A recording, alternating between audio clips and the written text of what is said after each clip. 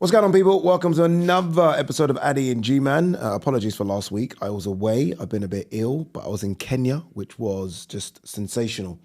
And I will let you guys know about that on a separate video on my channel. But we are back, and we are going to get straight into this. But before we get into this, look at G-Man's hat. I know. Look at the style. Look at the style of the kid. What do you think? The beard is beyond anything I've ever had in my life. I never knew I could grow a beard. I'm a big fan of this beanie. I like the beanie, and you know what? I've become kind of a hat man because once I started using this, I was like, I want more. So you'll see, for each show, you might see a different cap or a beanie. Okay. I've got many more coming. I mean, you grew up loving hat man, and now you've become a hat man. There you go. There you go. So it works both ways. All right, let's get into this because there is a lot. Oh, man, there is plenty to talk about, people. I do want to very, very quickly, we haven't discussed Eubank Ben. No. We didn't talk about it. Obviously, about I know you've done a few videos. I think I did a post video, but I've not really gone too deep into it. It's probably too late now. But your quick thoughts on the whole thing. What the hell happened to Chris Eubank Jr.? What did he do? Or what did he not do in order to make that weight healthily? I've never seen anything like it. Yeah. I mean, I was wondering, because he went to the ring with 50 Cent, I was thinking, I wonder how much he paid 50. And I wonder, did he decide, you know what, I would rather just get the money, have 50 Cent walk me to the ring and pay him that money than pay Conor Ben or pay whoever, the British boxing board, to miss weight and come in healthy. Oh, okay. I was wondering where you were going. That's what I thought. Okay. That's what I thought, because I thought there's no way, he must have known making that weight he was dead. There's no way. I almost feel like when I hear that, because Ben Shalom was on a Talk Sport with Simon Jordan and Jim White, and he pretty much kind of said that as well, like there was nothing there for him. And I'm like, does that mean you're conning the public? But yeah, like, I mean, like if you know there's nothing there and people have paid the hard-earned money to go there. I know some people have traveled into the country to watch it. So it's travel money, it's hotels, it's tickets, it's food. I mean, you're looking at a couple of grand when it's all said and done. And you've known you walk into the ring and ultimately you know you're not going to win. Yeah, exactly. Like he fought like someone who knew, I am not going to win this fight. It's done. It's taken it out of me. And surely that would have shown up in camp. And surely he would have, like I would have thought he would have said to himself, I want to win this fight. I know I can't win it like this. Maybe I need to go another route. You know the best thing Ben Shalom should have done, and Eubank's done it a bit as well, just say nothing. Because now you kind of pissed me off a little bit by saying that it's basically, he was a dead man walking. Yeah. And I'm like, say nothing, because now people are going to be upset and say, well, 1 second, you kind of conned us. Yeah, you knew. You knew. And are you going to be okay in your next fight? I mean, do you know what I mean? Will we come and support you? Because ultimately we came last time and you let us down because you knew going into that ring and the 50 Cent thing and the lovely mink fur jacket. Giving it all that in the giving press it everything. Everything. Yeah. And even in the weigh-in, you said, I'm going to knock him out. I remember when Jamie Ward asked him the question, he said, oh, KO, Eubank. I'm like, well, in your head, are you knowing that that's not true, or are you just saying that because you got to say, I don't get it? It has to be, because I would have thought that even if you knew deep down, right, I don't have it. I've left it all in the gym. I'm drained. If you knew, if you really wanted to win, you would say, right, what little I have, I'm going to go for it. And he didn't. For me, it was like, go to 12 rounds and don't get stopped. Don't give him the satisfaction of saying, I stopped you. Yeah, there was a moment in the 8th or 9th where he landed a couple of good right hands when Ben's backing off. And I think that was pretty much it. I've said what I think he should do anyway, and I think that should be that. Yeah, I agree. Because 168, no. 160, no. Alam Kanali and Carlos Adames. And if you're struggling to make 160, and even if you can rehydrate to whatever you want, ultimately, you can only put on so much size. Yep. You can't, it's not like you can put on 25 pounds. You can only put on so much size. And I think even if you look at the last two fights, the speed is going. Eubank was athletic as hell, and he relied on that. Now that's going. What else is there? Yeah, because it was never really a big puncher. I mean, concussive. Really it hurt you. You know, you've been hurt, but it's never really a big puncher. It was the speed. It was the speed, because ultimately the boxing was okay for someone that started late, but it wasn't exactly a fleet-footed boxer. It was always the hand speed that got him out of trouble. Once that's gone, your pop's gone. This thing about your chin's now gone, because remember that was before you couldn't knock him down. You couldn't get wobbled. Everyone, yeah. There you go. Now we've seen it with Liam Smith. We've seen it now with Conor Ben. Two smaller guys. Then I think that's it. Anyway, I don't want to spend too much on it because everyone's sick to death of it. Let's talk about the fight card of the year. Oh, it was brilliant, wasn't it? Saudi, 4 title fights, plus one more. There was one more non-title fight. Vito kid, and he's a middleweight. So even then, when you said middleweight, I was like, Eubank would be in trouble against him as well. He looked really good. I thought it was a great card. Yeah, it was a great card. It was so enjoyable. Headlined by David Benavidez versus Anthony Yarde, your friend. Oh, we will talk about that. Yeah, go. Soon. Floor is yours. Okay, so let's go Yarde first. With that. That was, I thought Yarde would take a beating in that fight. I didn't think he'd take that big of a beating. I thought he'd last longer. He didn't. What were those game plans? Throw pitter-patter punches against a monster like David Benavidez, who's coming to hurt you, and all that Tunde could offer in the corner was lines in the camp. Yeah. Yeah. I was also disappointed in Yarde's performance just because Yarde physically is the bigger guy. I don't care. He's a massive guy. He's a massive 175. He's almost got bigger, I thought. And I was thinking, in my head, I was thinking, in order to get respect from Benavidez, a bit like David Morrell, exactly, even a bit like Vosdick did, you've got to stand there and trade with that boy a little bit. You've got to make him know, no, you ain't here to bully me. Yep. And from the very first round, Yarde's on the back foot, and I'm like, this ain't going to end well. Yep. You can't be on the ropes against this kid. No way. As soon as I saw Benavidez backing up to the ropes, I was thinking, well, your power's going to go because you can't hit hard off the back foot like that. And then when you're in the centre of the ring, just little flicking jabs here and there and, little bit pitter-patter punches and trying to walk him onto something. And Benavidez is very cute with his defence. I know it doesn't look it, but he's very cute. I was thinking, you need to go in there, hit him, make him think, all right, if I come in, I need to be careful. Bang. Because Morrell did that. Loads have done it. That's the key right there. If Benavidez is going to walk you down like that, you've almost got to be a bit wary. Like, okay, shit, I can't fully commit because I could get caught coming in. And that's why I was upset because ultimately, one of those two was fighting at 168 pounds 18 months ago. Yep. And it wasn't Anthony Yarde. So if Benavidez is the smaller guy coming up, Yarde's got to show him, 1 second, you're in my division now. Yep. You've only had one real fight at 175, and that's against Vosdick because Morrell's a 168 guy as well. Two super middleweights. Yes, 2 super middleweights. So you've got to show him, I am the big dog here. And he didn't do it. There was almost too much respect and maybe a bit too much fear. I do want to think about it like this. This is just to put it in context. Demetrius Andrade, who won a world title at 154, then went to 160. When he fought Benavidez, 2 years ago, bear in mind, you're talking about a blown up 154 pounder. Straight away, he was trying to land big shots and to try and get respect from Benavidez. He didn't. That's someone who's massively undersized. This is someone who's bigger.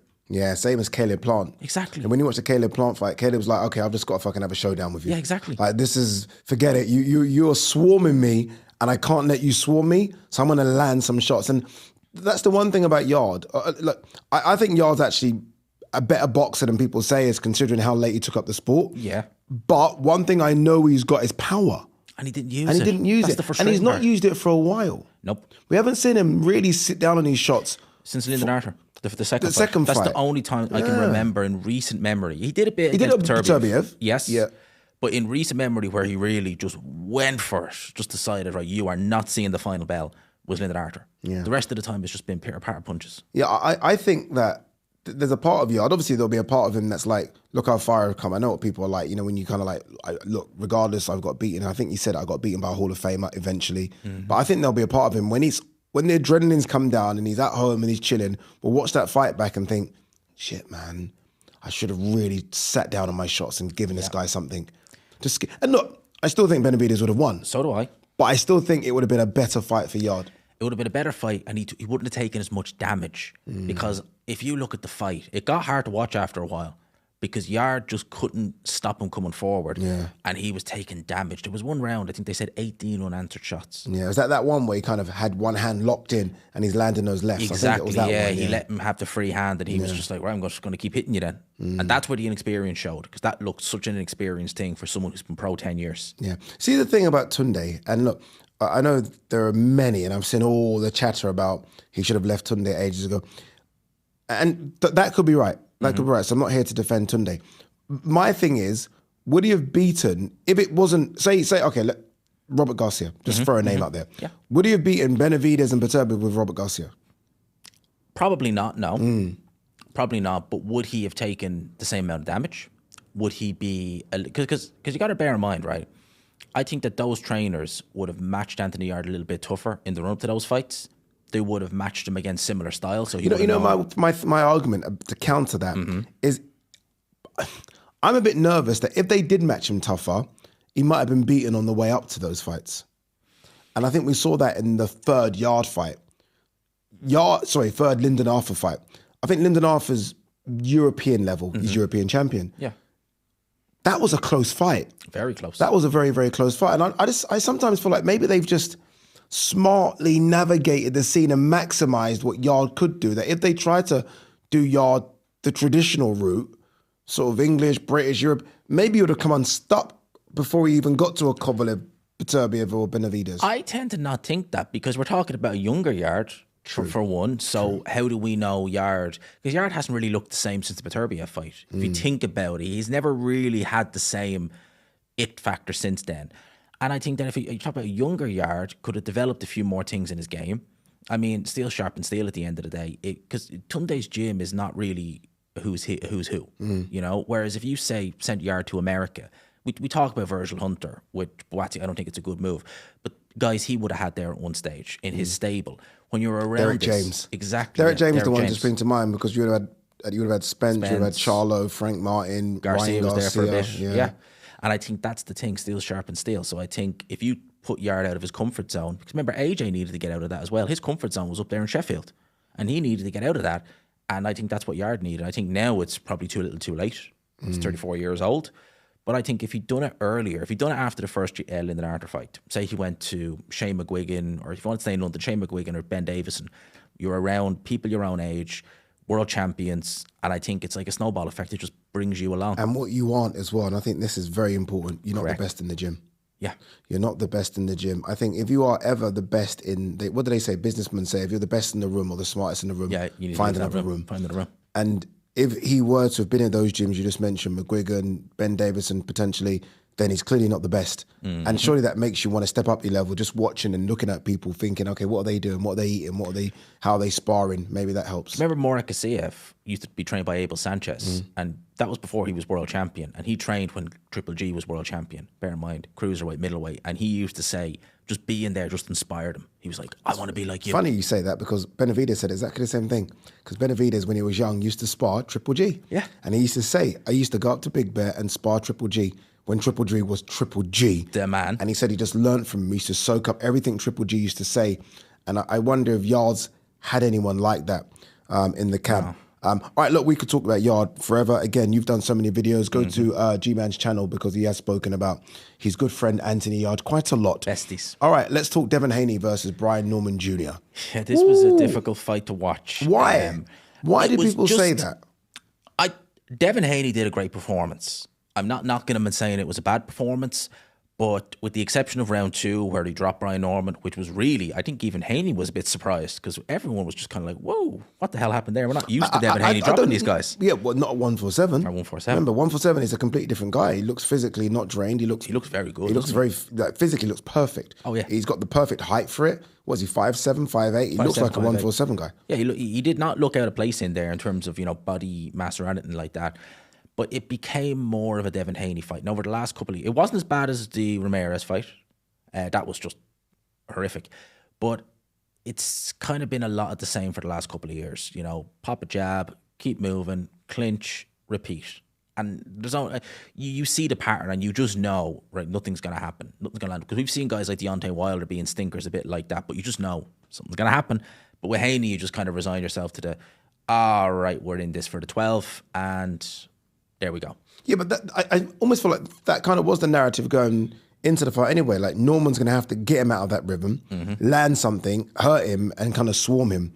And I kind of, that's just how Haney fights, right? And to be fair, even in one of his most recent best performances against Prograis, that was kind of how we fought. Bit more on the front foot against Prograis because he wasn't as scared as to what was coming back and he didn't have the scar tissue from Ryan Garcia. So I think he was a bit more active. But there's clearly an element of them still protecting the mindset and that scar tissue. That scar tissue from Garcia is still there. Oh, God, yeah. No, you can see it's still there. And that's going to take time, I think. It took him dropping Norman for him to be a little bit more, aggressive. Because the first round when Norman was getting close, because Norman won that round, you could see it in Haney's face. You were like, he's shook still.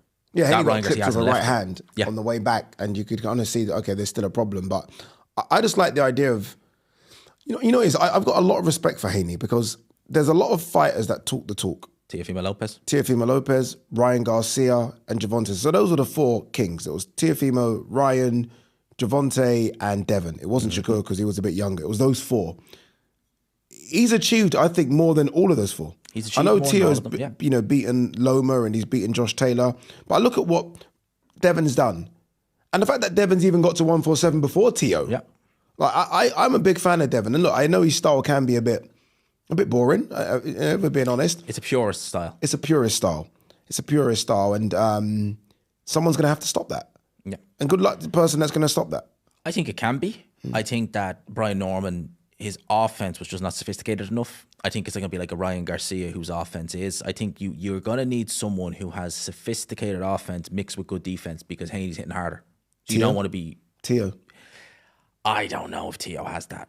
Okay. So you think Devin can beat Teo as well? I'll be picking Devin over Teo, definitely. Mate, Devin's... I'll be picking Devin over Devin's Teo, insane then. I think we should start putting a bit more respect on that man's name. One man who has got all of our respect is Jesse Bam Rodriguez. Oh, he looked fantastic. Now that dude... was just... Now that dude has everything.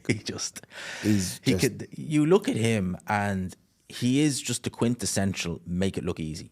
Because what he's doing is not easy in there. Yeah. The movement, the shot selection, the accuracy, everything. It makes it look like if you'd never laced up a pair of gloves, you look at Jesse Bam Rodriguez and think, I can do that. I'm convinced, that he looks more like a product of Eastern European school of boxing than he does Mexican. You'd never think it. Because he is so cute. He is so cute. Yeah. He's not sort of head first. He's not reckless.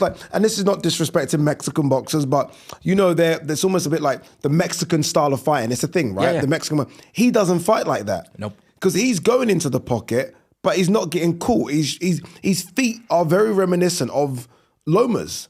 In the way in which he picks his punches are quite Loma-esque. So I guarantee you, if you asked him, who did you watch growing up, it will be Loma. I guarantee 100%, it. Because it's only you say it. Sometimes, he moves out of the way and you're like, it's wonderful. That's Loma. That pivot. That's he does a pivot, which is Loma. Yeah. It's Loma-esque. Little Loma with a little lead uppercut. I'm like, that's Loma if ever I saw it. Yeah, it's not Robert Garcia training. Robert's obviously, tutoring him, and you can see a bit of Robert Garcia as well, but I see Loma there.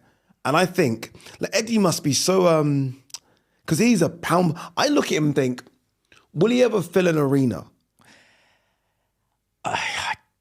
It's the fact that he's not really a talker, and I don't mean a talker as in a trash talker. He doesn't talk at all. Yeah, no, at all. Yeah. That's the problem. Even Puma tried to kind of put it on him a little bit, and even then it was like, get away from me. Yeah, that's the problem. You don't need to be, a trash talk or a motor mouth and, disrespect people, but at the same time, you need to show something. And I just don't think he does enough of that because he looks the part. He's an attractive young man, great style, so entertaining to watch. He should be just take my money. And I do wonder if, I don't know if he can speak sort of Spanish. I'm not quite sure. Because I wonder if their aim now is, okay, look, we just need to get the Spanish market because ultimately Canelo's on the way out. Benavidez is there, obviously, but there isn't... They've always loved their young, smaller fighters. They've always loved those guys coming up. That small, though. Not that small. This is the issue. This is the issue. Like, Superfly is too small. Yeah. Yeah. Finito Lopez, undefeated Mexican fighter, but he was a life fly. I think if you look at like a Julio Cesar Chavez Jr., I think even an Oscar De La Hoya, because he started at 130. I think like 126 is probably right from then. Our Mexican fighters, we know them. Yeah. Below that, you are really right, you've got a glass ceiling. You think of Barrera, you think of Morales. It was from that way up. Yeah, 122 to 126. Yeah, it's a glass ceiling. Anything under that you need to smash. And I think the problem is they might end up not forcing Jesse Bam Rodriguez. That's the wrong word, but.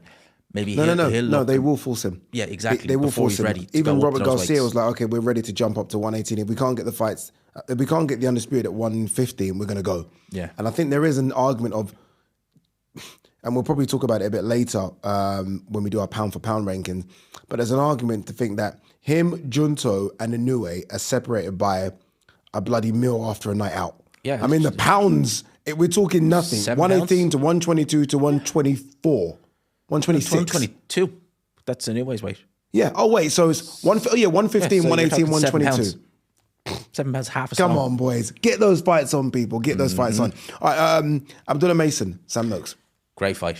Fun fight. Yeah. I I tend to concur with what Mike Coppinger. I never very seldom agree with him, but I thought it was it was competitive, but a fairly easy fight to score for Abdullah Mason. Yeah, like you can have 10-9 rounds that are so close, but you can see who won the 10-9 round.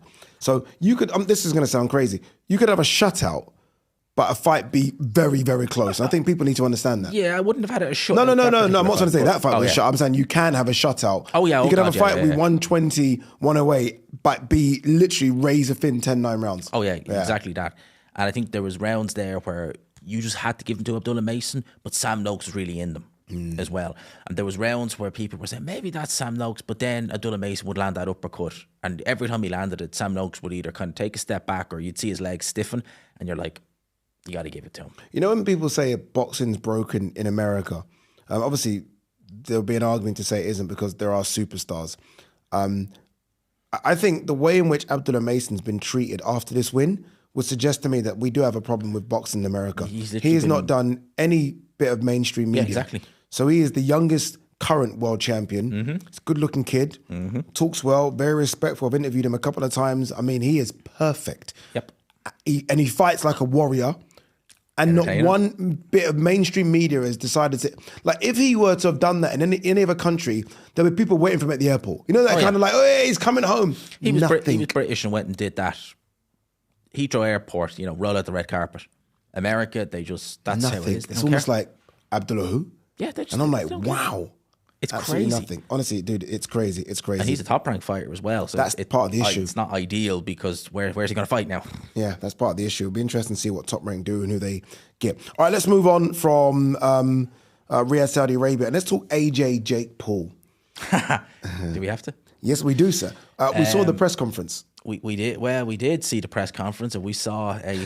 You know what? Yeah, G-Man is funny, people. Yeah, G-Man says, "Do we have to?" G-Man's going to do about 20 videos on AJ Jake Paul. He'll do a live watch along on AJ Jake Paul. He will do a video after and says, "What the hell was that?" After AJ Jake Paul, and now he's asking the question: do we have to talk about AJ Jake Paul? Yes, and yes, you're not wrong. I'm not wrong at all. You're not wrong at all. Well, I do. Do you know what? Right. Are we even surprised that happened? I think after we did the look back and there was that clip where you had Jake, I think that was a premonition that no matter what was going to happen, we were going to get this fight. And we did. We will. Look, I agree. 'Cause I think you said if AJ doesn't take Jake Paul out and around, it's a disaster. Yeah. And I think that some people have been saying, oh, well, if Jake Paul just runs around the ring and tries his best, I'm like, this is so casual heavy that we know Jake Paul might do that, might try and run around for the first round. No, see, this is why I think people have got it wrong. Normally, I would agree with people that Jake Paul could do that. Jake Paul isn't faster than AJ. Like, Jake Paul isn't... No, he's not. I've watched all of Jake Paul's fights. Jake Paul isn't fleet-footed more than Anthony Joshua. Like, he's not more of an athlete than AJ. AJ isn't your... boom, 250-pound athlete. AJ is going to be 245, which he was against Usyk. Yep. I'm telling you now, that guy is a light wrecking machine. He's not a 260 muscle bound. He is an athlete. I'm telling you now, his feet will be faster than Jake Paul, who will weigh in around the 215, 220 mark. He's not going to be this under 200-pound cruiserweight that's going to be fleet-footed. No way. You're basing that off him against Usyk, 3 years ago? And AJ is now 3 years older. He's been weighing into 250s and he's coming off the back of a big knockout defeat and a year of inactivity. He's been weighing off the 250s. You make it sound like the 270s. He has to drop 8 pounds. But he's never had to do...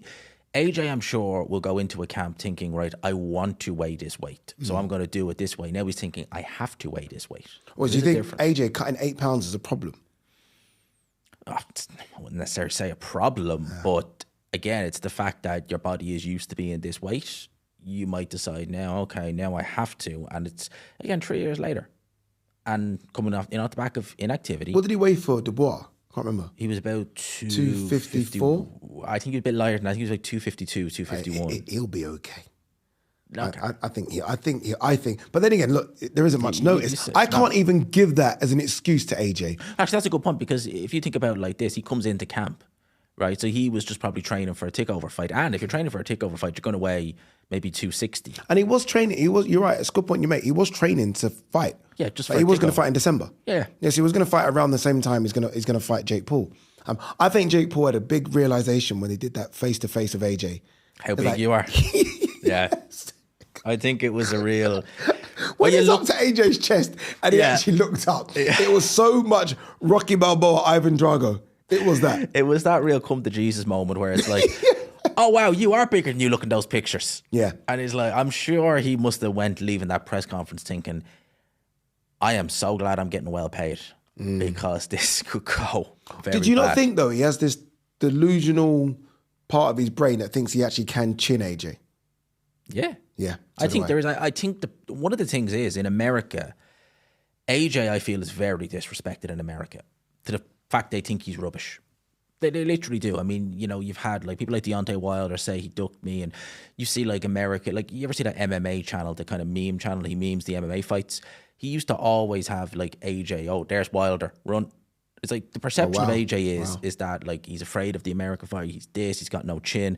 So I'm sure there's probably people in America who are gassing Jake Paul and saying, "Oh, this is only Anthony Joshua. He's got no chin." We know it's a mismatch, and they'll probably say, "Oh, Jake Paul is the underdog, but he's a live underdog." It's like, how long do you think it lasts?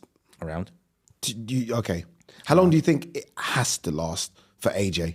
Around. Yeah. Like it literally. I think if it goes past around, I think there will be. Then it becomes a lose-lose thing. Yeah, I don't care how much he's making. I think if it goes beyond that, I think people are like, what's going on here? If AJ, like Jake Paul is not sophisticated, right? So if you can spot those openings with Ngannou, you should be able to spot them with Jake Paul. Yeah, the tells. Exactly. Yeah. And Jake Paul probably doesn't take as good a shot as Ngannou. Yeah. So you wouldn't need to do what you did against Ngannou, because God help Jake Paul if you did that. But yeah, it should be just a simple boom, it's done. See ya. Yeah. I think the biggest thing to come out of that press conference, or two big things. Number one, that he's left Ben Davison. I mean, that rumor started about a month ago, 2 months ago. It's now confirmed out of AJ's mouth, which I didn't expect him to do, but it was nice for Ariel to ask the question and for him to confirm it. The second thing was that he's now being trained by this guy called Igor. And no one knows who the hell Igor is. No, he's apparently part of Team Usyk, but I thought Usyk's guy was called Yuri or something like that. So he has a lot of people in that team. Yeah. AJ apparently has been training with Team Usyk, you know, this isn't just a spur of the moment No. He's been doing it for a couple of months. Yeah. And supposedly, from AJ's mouth again, they asked AJ to come over. Yeah. Which surprised me. Whereas you would have thought it would have been a case of AJ knocking on the door saying, can I look at your gym? Yes. They kind of an open invitation. If you want to come over and train with us, come and train with us, which does surprise me a little bit. Well, the fact that he's sticking with them, he seems happy. He seems really happy over there. So I'm sure probably look, at the end of the day, he could have, Eddie Hearn could be training him for Jake Paul. Let's be real. He could have Eddie Hearn as the main corner man for Jake Paul. He's still going to win. How many trainers is that now since Rob McCracken? It's a few. It's Robert Garcia. It's Derek James. Dude, you've already gone that far. I'm thinking Angel Hernandez. Angel Hernandez, Robert Garcia, Derek James, Lee Wiley, Ben Davison. And now this. And now this is the fifth trainer. Fifth trainer. It's a lot. It's a lot, isn't it? It is a lot. Yeah. And then if you want to count like Tony Sims at the start, he's had a lot of trainers in his career. He went through a phase where he was staying with Garcia. We were like, change. Now it's like every single fight, it's change. Yeah. But I like it moving forward because, again, it's not going to make a difference who's in the corner for Jake Paul. But if he is thinking of fighting Tyson Fury, I'm sure his logic is as well, is like, these are the people who not only, you know, got my downfall because they trained Usyk to beat me twice, but they trained Usyk to beat Tyson Fury twice. Yeah. I would just like to know what AJ's searching for now with these trainers, because I almost feel like at 35, Olympic gold medalist, two-time unified heavyweight champion of the world, you are what you are. Yeah, you can't teach an old dog You can't teach an old dog new tricks. So I just wonder what he's searching for. If he's trying to find something else, I don't know what it is. If it's something mental, I don't understand. But look, as you say, we're not going to find out against Jake Paul. We're going to find out with this fight in February, and then again, they are talking about Fury fight being done for September. Is AJ fighting in February? Huh? Is AJ going to fight in February? Yeah, that's what they're saying. Turkey. Did you not hear when Turkey said it? No, I didn't. You didn't hear when Turkey said it on Ben Eubank? When he was on stage with Jamie Ward and Eddie, he said AJ fighting in February. I didn't even. I think that was before they announced. Yeah, before they announced. Well, Jake he Paul. can. Yeah. He could fight on the ring 5. Yeah. The week after he fights Jake Paul, because it's literally going to be boom. See you later. They're trying to say like almost not a gimme fight, but someone top 30 is for February, and then Tyson Fury. We hope. We hope. We shall wait and see. I want to quickly go back. Apologies, I've rushed through this. I want to go back and talk Benavidez, because we kind of skipped over it in terms of the what next for Benavidez, and Benavidez immediately said it's going to be Zurdo Ramirez. Golden Boy released a poster, so backing him up, like official Golden Boy Twitter page, and it was the poster of Benavidez versus Zerdo, like confirmed, it's done, it's happening. Cinco de Mayo. Thoughts? Benavidez trying to beat the new Canelo now, because Canelo was Cinco de Mayo and September. I love it. I am a bit disappointed because I would have just bivel Benavidez, take my money. I would have loved it. But this is a really, really good fight too. Zerdo, they were super middleweight at the same time. Zerdo's moved up before him through both divisions, but you're essentially talking about two guys started at super middleweight, both Mexicans, but both very, very different styles. Zerdo's more the boxer, the counterpuncher, than Benavidez is the pressure fighter. So I like it. I make Benavidez favourite though. Really? I do. To beat Zerdo? I do. I think he will. I think it's competitive. See, I would have said that if I didn't watch Zerdo, Chris Smith close up. And I was like, whoa, Zerdo really good. Like, surprised me. Really good. His hand speed, power. I mean, he had Chris all over the place in that fight. I think it's a really, really good fight. And he's not going to do an Anthony Yarde. He's going to hit him hard from early on.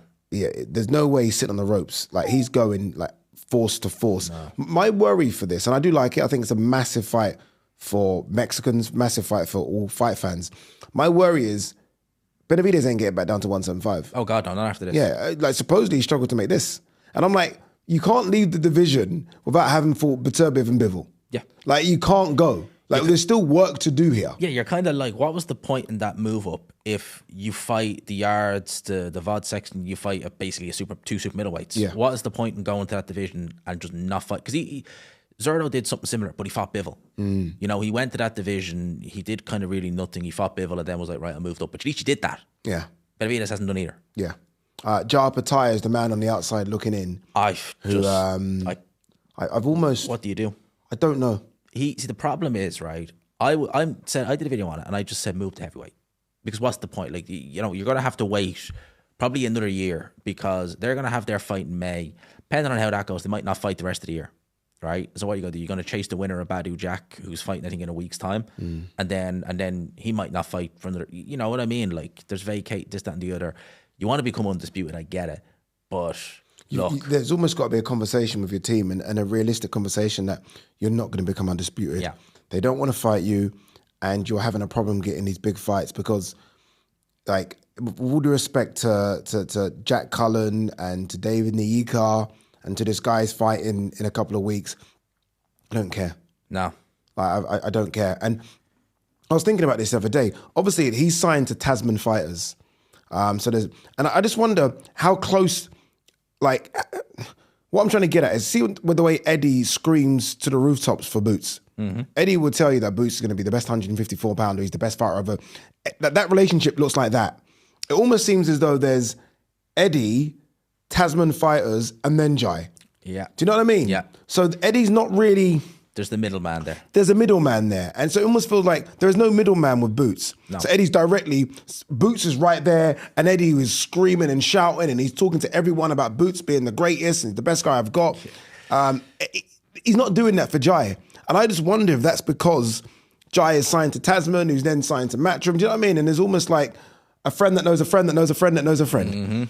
And it needs Eddie to be screaming from the rooftops like, Zerdo, you know, this fight needs to happen, and then the fights get made. And I think as well as that, Zerdo's golden boy, so you need Eddie egging Oscar on. Yes. Because Oscar, any excuse to take a fight against, my guy is going to beat your guy. There we go, we get it made. And that would amp it up because you'd have Eddie Oscar. It's like Eddie saying, okay, on the same night, this is what we do. We do Boots versus Virgil, and we do Jai Opetaia versus Zerdo. Exactly. Let's do it. Yeah, that's what he'd do. He'd say something like that. But Turkey be the man.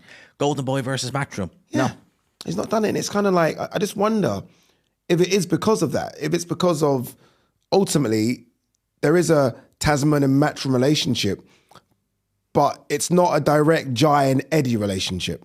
No. Do you know what I mean? And the fights are in Australia, and it's kind of like, I know they're trying to grow the Australian market, and it's good, and congratulations, but he almost needs to be fighting over here or Riyadh, and then people get talking about him a bit more. I feel like when he's doing the business in Australia, it's just not crossing over Exactly. enough. Well, if you think about it like this, when he did fight on the Riyadh shows, like against Elizaro, even though Elizaro, like, no offense, but he's a domestic level fighter, all people, Jai Opetaia, the knockout, oh my God, Jai Opetaia. If he did that to Elazar in Australia, people would be like, oh yeah, the knockout, yeah, brilliant, moving on. It's a perfect example. You're so right. Because when he did that to Jordan Thompson and to Zorro, who, like, I know them both personally, so this isn't a direct diss, but obviously both lower level fighters. But it's the way in which he bashed them up. That shit went viral, and all of a sudden he became the boogeyman. Yeah. For beating 2 lower level cruiserweights. So you're right, because it happened on sort of shows that we're watching, the time slots, everyone started going crazy on Twitter. The wins in Australia don't seem to have the same pull. No, they're on a Sunday morning or a Saturday morning, and they're just there. You know, you have that Australian fan base, and then they're not on these big undercards because he's normally main event. He wasn't main event on some of those shows. So you're on the undercard and you're like, well, I'm waiting for AJ versus Villian, but look what I've just seen on this undercard. You know? Yeah. And that's what he needs. He needs to get, because he hasn't fought in Riyadh for a while now. Jack Massey. God, it's been that long, hasn't it? Jeez, that's a while ago now. Jack Massey, yeah. God damn. So he needs to, well, that's a problem. Well, why is he not fighting? Then again, if Zerdo was fighting on these Riyadh shows. Well, they were trying to get Zerdo. I think Eddie said in an interview 5 months ago, and I only know this because I watched it just a few minutes before coming into here, that 5 months ago in an interview with some Australian boxing channel, that Turkey sent an offer to Zerdo and sent the same offer to Jai. Jai accepted, Zerdo got injured. Wow. So they were expecting, as soon as Zerdo was fit, Zerdo's going to go for Jai, and all of a sudden... And I don't blame Zerdo going to Benavidez, because that's a bigger fight for Mexico. It's a much bigger, on a Mexican holiday as well. Probably a bigger fight. It is a big... No, it is. I won't even argue. Benavidez is known. People know Benavidez. Jay Opetaia, he's known in Australia. He's known with the hardcores. But Benavidez is one of those fighters where it's very difficult in America, but he can branch out to other avenues because people, I know him, I'll watch him. Can I ask you this came to my brain, yeah? This is such a random question, but I'm going to ask you, and you can just... First answer that comes to your mind. Who wins right now? This is a stupid question. I have a funny idea. I have a fair idea. Jai Opetaia, Fabio Wardley. Oh, well, different opponent. I thought we were going to say Moses Helmet. No. Fabio Wardley, Jai Opetaia. That's how crazy it is in terms of me wanting him to jump to heavyweight. Because I do genuinely believe he can cause some people some damage. Yeah, I think he would. Oh boy, just think of that fight. That would be, yo. You know, the reason I say Fabio is because Moses is a bit faster. Yeah. So Moses could almost compete with the speed of Jai. Whereas Fabio is obviously a bit bigger and the speed might be a problem. Yo. If I'm Jai, I'm going to go down the barrel here. Tasman fighters, scrap everything you're doing and get that boy to heavyweight. He's 30 years of age, 31 in June or July. Stop wasting time. Because Zerdo's not going to fight you. We don't necessarily care about the Badu Jack fight. Undisputed maybe ain't happening. Get to heavyweight and mix it with the big boys because me and G-Man think you got a chance. I do. I'd probably got a chance. Just that one there, speed, his movement, everything. Yeah, I think, and he's got the punching power. Like, all right, Fabio Wardley fought Parker. I'm telling you now, Parker's a natural heavyweight. Jai Opetaia's bigger puncher. Oh, you pound think pound. so? Yeah, pound for pound, bigger puncher, yeah. All right, let's move on before we get too carried away here. Canelo Alvarez versus Terence Crawford. Looks like it's happening. And I feel like it's almost going to happen again because neither can get any decent opponent, to be honest. Neither really, there's no place to go. Where's the big fight for Canelo with super middle? Edgar Berlanga, Hamza Sheeraz, but is that, I think he'd look at that and think the risk of fighting Hamza Sheeraz when he's not the name that Terence Crawford is, and vice versa for Crawford. Do I go down to 160? Do I become another world champion? But do I fight Aleem Kanuli? Will that really sell? Will I fight Adames? I've already beaten Canelo. I can't remember how I scored the first fight. What I'm trying to say is that I can't even remember if it was competitive enough to warrant a rematch. I think I had it 8-4. Okay, that's semi-competitive. It was one of those where Canelo won a certain couple of rounds, but he didn't dominate the rounds. And then the rounds Crawford won, he just won. You couldn't make an argument for Canelo. But it wasn't a 10-2 or anything like that. No. No one was getting a beat down. No. No one barely got a scratch on their face. No, they looked fine at the end of it. So you probably look at that and think, yeah, you could do it again. And it's not a big fight again, though. No, it's not. And I think when Canelo said in the aftermath that the body wouldn't do it, you're just thinking, well, it's if it didn't do it then, it's not going to do it next time. Yeah. You'd almost... fighters just don't retire anymore, do they?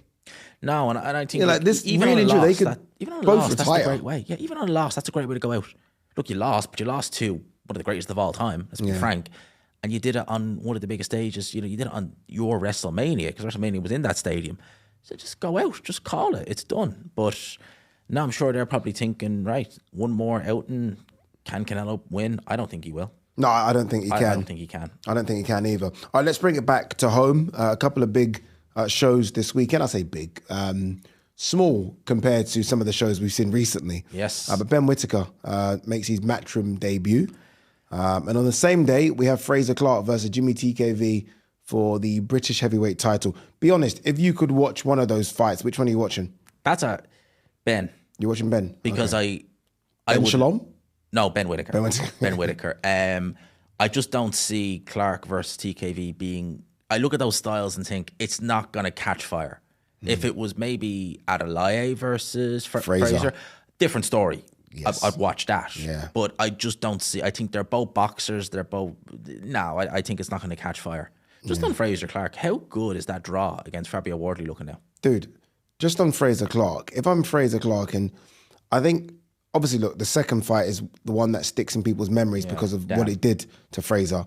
But Fraser must look at Fabio right now and thinking, 1 second, it was a draw, but many people think I beat you, and now you're world champion. If it wasn't for the knockdown, I think he would have won. There, and now you're world champion. That should inspire. If Fraser has anything left, which I think he does, I know you sometimes maybe think you're not sure. If he does, though, that should inspire him to think, I can go on and do some damage in this division. Like a couple of big wins back to back. As you mentioned, a Jimmy TKV, then maybe an Adelaide, and he's in the mix. Exactly. He's in the mix. He's in the mix, and he's 34, so he's not crazy old. You know, I mean, he's, that's not that old for a heavyweight. And again, like it's the knockout loss that was devastating. And we've only seen him in one round against Ebenezer Tete. That's not. Sometimes I wonder, would you prefer to get knocked out like that or a 12-round war? Well, I'd rather neither. But yeah, what takes more out of you? I think the nature of the one-punch knockout. I mean, I think if it's a one-punch knockout where you're down, but you get back up and you're all wobbles, they'll probably just say, okay, look, you were concussed, your legs didn't do it. But when you're like that, where you have a dent in your head, you know, what would you rather, 12-round beaten or the knockout Amir Khan suffered against Canelo? And you know the worst thing is, you know, I say that question, he's had both. He had the 12-round war, and then he had that. So he's had both back to back. So when you think of it like that, he's actually had both. But I think there's something left. As for Ben Whitaker, takes on Benjamin Gavazzi, who's chirping a little bit as well. I think there's a lot of pressure on Ben. Yeah. I think once you do the video that you did, the Jerry Maguire, you know, show me the money video. I was literally going to say, I think you've got to perform. It's one of two things, Ben. It's either you're going to be shown the money by Eddie Hearn for easy night's work, or you're going to have to show me something. And I'd rather you show me something rather than show me the money, because again, he showed me something against Liam Cameron, but prior to that, it wasn't just the first Liam Cameron fight, it was the fights preceding that. No, that was one fight preceding that, the Ezra Erenyeka fight. No, there was that fight he had against that, I can't remember the kid's name, but I think he was unbeaten, or he had one loss. Ben Whitaker looked terrible in that fight. Yeah. So I'm a big Ben Whitaker fan. I will have no Ben Whitaker nonsense coming out of your mouth. I'm a big Ben Whitaker fan. But you are correct. He does need to show us something. It is correct. No, you are correct. He does need to show us something. I think he knows this as well. Yeah. Because you're in a division domestically, which is very, very good. Like, the route is actually very easy because we've got a European champion over here in Lyndon Arthur. We've got a couple of very high British level guys in Richards and Dan Aziz that fight. You can fight the winner. We've got Ezra Taylor versus Willie Hutchinson. You can fight the winner of that. And now we've got two faded monsters in Boazzi and Yarde. Yeah. So it literally, it's like you can literally pick them off. Yeah. If you're that good, you should be able to pick off 3 of them next year. Yeah, the likes of Zach Parker as well, knocking around, you know, Bradley Ray. So domestic level, I mean, there's so many routes for Ben Whitaker to go. I think he just needs to show me something. Because again, against Liam Cameron didn't he arguably lose his last fight? So, you know, how good is Liam Cameron, no offence? Yeah, but it's the way in which Ben got rid of him. It is the way in which Ben got rid of him. A bit of pressure on Andy Lee as well. Yes. A bit of pressure on Andy Lee. Paddy Donovan defeat, Joseph Parker defeat. I mean, let's not forget, prior to the Paddy Donovan defeat, it was, I thought, the best stable. Yeah. Hamza Shiraz, Ben Whitaker, Paddy Donovan, and who have I missed? Joseph Parker. Now, obviously, Parker defeat, Paddy Donovan defeat. Andy needs a win. Do you know what I mean? I think he'll get it. Oh, he'll get it. It just, we need to see. I think Ben Whitaker needs to impress. Debut at Matchroom as well. All right. Eddie is going to give it the business as well if he does. We're going to hear. I'm pretty sure that the Eddie's superlatives will be through this world. But that's what you need. I thought about this, and I'm happy you mentioned that. And sometimes I like to give Eddie stick for doing that. Having seen the Abdullah Mason, having seen other fighters, even Devin Haney to an extent, I want a promoter that's going to sell me like I am the best thing since sliced bread, even if it's not true. Because we're getting America. Imagine if Eddie, who had Haney, what would he be saying? He'll be saying he's the greatest 147 fighter since Errol's. But he would be talking about him. Yeah, what was it? You say that Devin was a superstar, and then all of a sudden, then he's boring. Yeah, that's Eddie. So you kind of need that. You do. All right, guys, there you go. Ade and G-Man, another one in the books. We tried to squeeze in as much as we could in 45 minutes. That's because we are going to do our pound for pound rankings next, which you guys are going to like. So as always, make sure you subscribe to me, subscribe to that man over there in the hat. That's his name, by the way. It's not Liam Goff, it's not G-Man, it's the man in the hat. That's his name. And we'll see you in the next one.